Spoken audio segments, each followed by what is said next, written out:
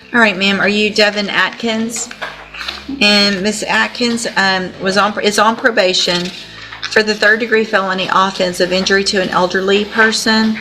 That's started at May 23rd of 2022. There was a motion to adjudicate probation filed. She entered pleas of true to counts 4 and 5. Does the state have testimony with regard to counts 1, 2, and 3? Yes, the court would like. Yep, I think. Yes, ma'am. Good morning, Ms. Cole. Would you please raise your right hand? Do you swear or affirm the testimony you're going to give in this hearing will be the truth, the whole truth, and nothing but the truth, so help you God? Thank you. Ms. Coleman, would you please state your full name for the record? Shakita Cole. How are you employed? I'm employed at Jackson County Adult Probation. And as a adult probation officer, is it your responsibility to supervise an individual on this court's probation by the name of Devin Atkins? Yes. Do you see Ms. Atkins in the courtroom here today? Yes. Can you point to her identifier? Right here in the blue jumpsuit. Your amended record reflect Ms. Cole has identified the probationer Devin Atkins. Record will so reflect. And Ms. Cole, as with every probationer, when they are placed on the court's probation, are they given the rules and restrictions placed upon them and what they are supposed to do to follow the court order? Yes. And each one of those in detail is gone over with them so that they understand everything that they're required to do. Right? Yes. Was Ms. Atkins so advised? Yes. At her intake? She was advised at her intake and at a TTM at the Melton Center in person. Okay, and describe for the court what a TTM is. A treatment team meeting. Okay, so in your opinion, Ms. Cole, as her probation officer, was Ms. Atkins fully apprised and aware of what she was required to do on probation? Yes. And were in fact a majority of those things intended to help her? Yes.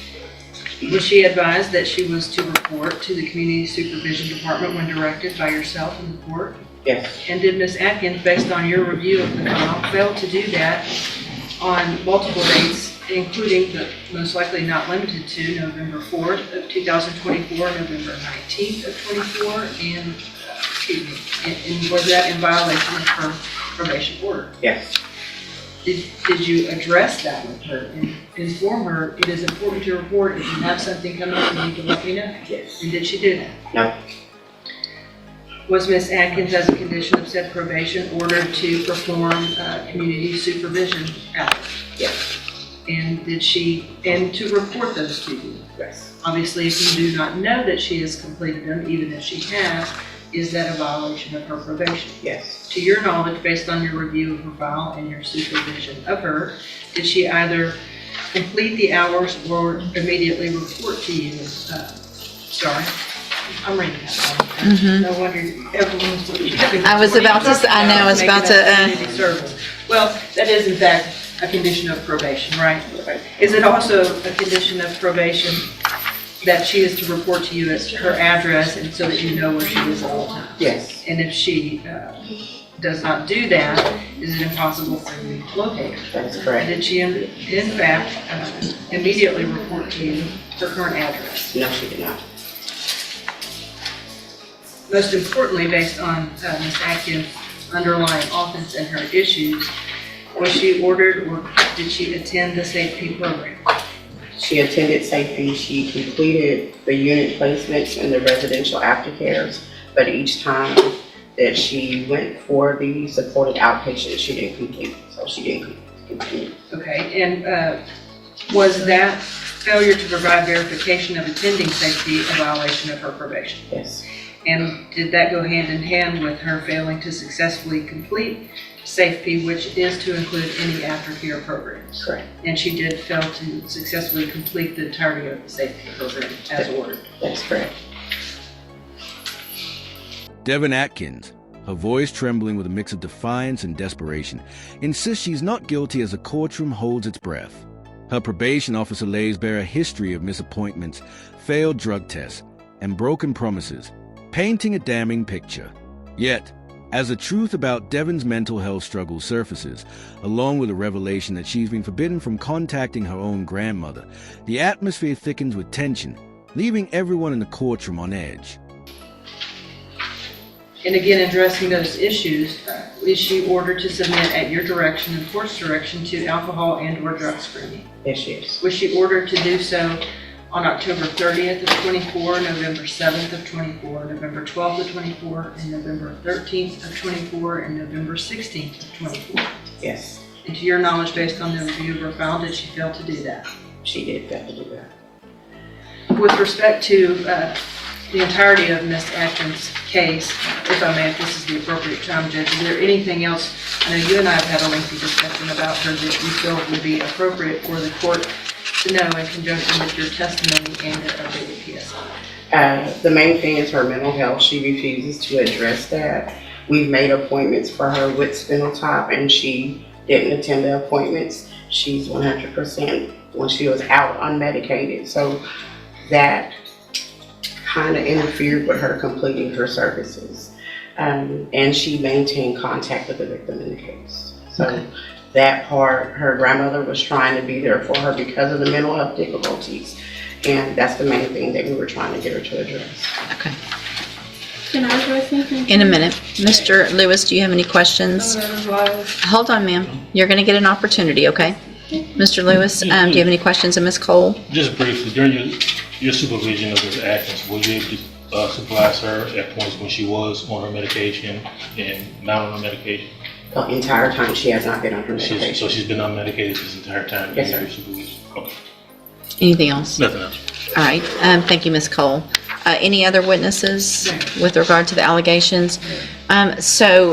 Based on the testimony, As Devon's past violations unfold one by one, each new revelation uncovers a deeper, more painful struggle beneath her defiance.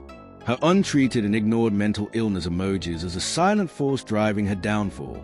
With a judge caught between compassion and justice, the courtroom grows heavy with tension until a sudden confrontation shifts the entire dynamic, leading to a verdict that stuns everyone into silence.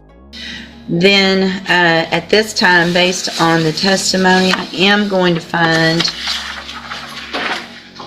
counts 1, 2, 3, 6, 7, and 8 true. Again, there were pleas of true to counts 4 and 5 previously. I've received an updated pre-sentence report. Has everyone had an opportunity to review that report? Yes, ma'am, Judge. Any additions or corrections to that report? No, from the bench, Judge. Nothing from the state, Your Honor, unless Ms. Cole has something to add. Do you have anything to add that's not already in your report? No.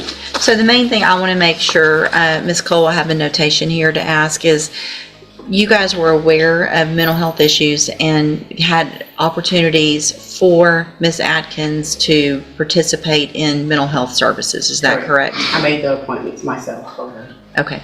All right. Argument, Mr. Lewis? Well, Judge, I think definitely from the updated PSI we have, as well as I think there was some issues from the jail. If you look at those issues and activity, I think that goes directly to her mental health state.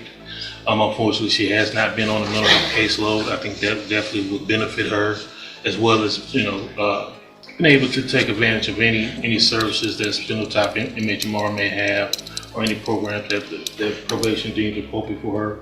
I have had conversations with her, and meaningful conversations with her, where she has addressed to me her desire to take advantage of those activities if those available to me. She did understand that she had the safety opportunity. It didn't go well, but I don't think the mental health issues were addressed, mainly just substance abuse at that point. I think if we can get a handle on that, or get some work done with her to address the mental health issues, I think she would do a lot better in this situation and can be able to complete this assessment. I mean, it's hard when Hold the on. MHMR is not taking patients. Well, it sounds like you had appointments that you missed that Ms. Cole made for you. Did she go to regular SafeP or special? They're not. Hold on. Special needs. So she's already been to special needs Okay. SafeP. So that was a whole 6 months plus aftercare of drug and mental health help. So Ms. Atkins, the problem is you're being given all the opportunities. Yeah, but like I said, I don't know if I told you, I had an appointment in Port Arthur because I cannot get into Bowman. They're not taking new patients. So you had an appointment that Ms. Cole set for you, at least one. How many? Yeah, but it's not for medicine. It's for psycho. I'm not a psycho. I don't have those problems. I mean, some people do that. I don't know. Well, you obviously we don't know what you need because you won't even go do the evaluation. That it sounds like you haven't been on medication that would be what? Evaluation where? At Spinal Top. That's what I'm telling you. That's not, I don't have that. I'm not a psychopath. That is for. It's psychopath. Nobody's saying you're a psychopath, but you have. It's called past program. I'm not a psychopath. That's what I'm telling That's not what it's called, and that's not the reason it's called that. Okay, if you had gone to your appointment and talked to them, then you would know what that was for, and you would know that it was meant to help you so that you could get on medication, stabilize, and not have the issues that you've been having. I'm going to find that you previously entered your I'm sorry, Ms. Malfino, did you have anything to add? No, Judge, I think that from my conversation with Ms. Cole, she's been gracious enough to offer to continue to work with her because I think she clearly sees the mental health issues. But as you can see, what Ms. Cole has been having to deal with is how the court has had to deal with Ms. Atkins today, and it's been kind of just this runaround circle. Well, and in addition, I am going to find judicial notice of the court's file. Ms. Atkins was evaluated for competency to stand trial not that long ago. I think it was in January of this year. And I have that report. And the finding is that Ms. Atkins is competent, understands the nature of the proceedings, and is then just really making a choice not to follow through with what programs have been given to you, Ms. Atkins, to try to help you. So at this time, any recommendation as far as? I have one more thing to say. Okay. She is not giving me the information needed to follow up with those type of things. Okay. Well, I don't believe have you. them. I don't believe you. You Ms. believe Cole me? would never say go do something and not tell you where to go or help you get there. No, she says she does not have the list of the community service. I'm not worried about your community service. I'm worried about your mental health and the fact that you're not doing what you need to, and you're still contacting the victim, and it's a serious case. And so I got to protect society, unfortunately, because you're not choosing to do the things I that. was gonna die, so I really didn't have much of a choice. Okay. It's my life in jeopardy. I'm going to find that you entered your pleas of true to counts 4 and 5 freely and voluntarily. Again, I'm finding counts 1, 2, 3, 6, 7, and 8 true. Find sufficient evidence to find you guilty, and at this time find you guilty. Don't talk over. I'm about to sentence you to prison, and how you keep talking over me is about to start adding years onto that. Stop talking. It's just going to get worse. Do you understand? Okay. I'm going to find sufficient evidence to find you guilty, and at this time I'm finding you guilty of injury to an elderly individual. Sentence you to a term of 5 years in the institutional division of the Texas Department of Corrections. You will receive credit. You will receive credit on that sentence for any time that you've been in custody that the law gives you the right to receive. No. I'm telling, like, she thought, like, I could not get up there. I'm going to hand you the trial court certification that shows this I would was. like to speak to a detective. This was not an agreement, and so you waived your right to appeal. I need you to sign that with I gave you her. hospital papers. I gave her everything. I'm also I had handed a you. doctor's appointment and everything. That's what I'm I've got telling 5 you. more years that I could add on to that. Oh, man. I can give you up to 10. Adam, You need to stop talking so I can finish what I need to do, okay? I'm telling you, I'm not guilty. That's what I'm telling you. I did not have a choice. I went to the hospital and everything. I'm handing you a 3 written times. admonishment regarding your ineligibility to possess a firearm or ammunition. Because of the judgment entered I against. don't have a gun. I'm not, just listen to what I'm saying. If you'll listen for a minute, you'll understand. Because of the judgment entered against you, you're ineligible under Texas law to possess a firearm or ammunition. I don't have a gun, man. Good, then you don't. To the wrong person. I'm Devin Atkins. I don't have a gun. I'm required to read that to I don't everyone. know what you're talking about. I don't have a gun. Good, then you don't have to worry about that. Cracks as she details how David's grandmother, the victim of her offense, tried to offer help, only for David to contact her again in violation of court orders. Compassion, it seems, only fuels chaos.